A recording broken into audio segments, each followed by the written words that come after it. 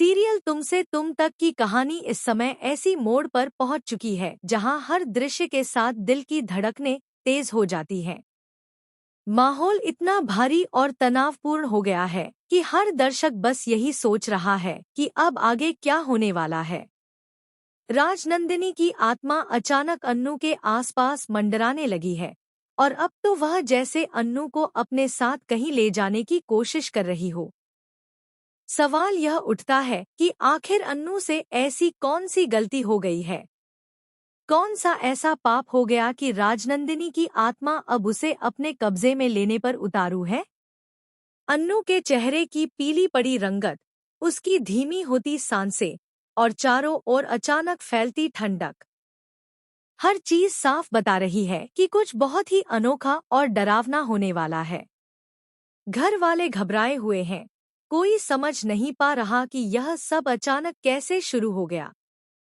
राजनंदिनी की मौत के बाद से माहौल वैसे भी रहस्यमय रहा है, लेकिन अब तो घटनाएं एक के बाद एक ऐसे रूप में सामने आ रही हैं, जैसे किसी अनदेखी शक्ति ने घर को अपने शिकंजे में कस लिया हो। इधर घर के बड़ों के बीच भी अलग तरह का तनाव है। आई अप्पा, जो हमेशा तकदीर और नियति की बातें करते हैं, इस बार कुछ ज्यादा ही गंभीर दिख रहे हैं। उन्होंने एक बड़ा फैसला लेते हुए गोपाल का हाथ गायत्री देवी के हाथ में रख दिया और बड़े शांत स्वर में कहा, यही नियति का आदेश है। जो होना लिखा है वही होगा। उनके शब्दों में एक अजीब दृढ़ता थी, जैसे उन्हें सब पहले से पता हो।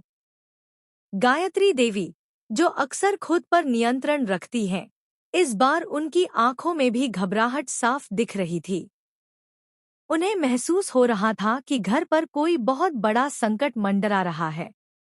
लेकिन बात यहीं खत्म नहीं होती। इस पूरे हंगामे के बीच धीरे धीरे अनु और आर्य की शादी का मुद्दा फिर से सामने आने लगा है। घर वालों के दिलों में एक तरफ अन्नू की हालत की चिंता है, तो दूसरी ओर नियति जैसे उन्हें किसी नए भविष्य की ओर धकेल रही है। आर्य, जो हमेशा शांत और संयमित रहता है, पहली बार खुद को ऐसी स्थिति में पा रहा है जहां उसके दिल की धड़कनें भी तेज हो गई हैं।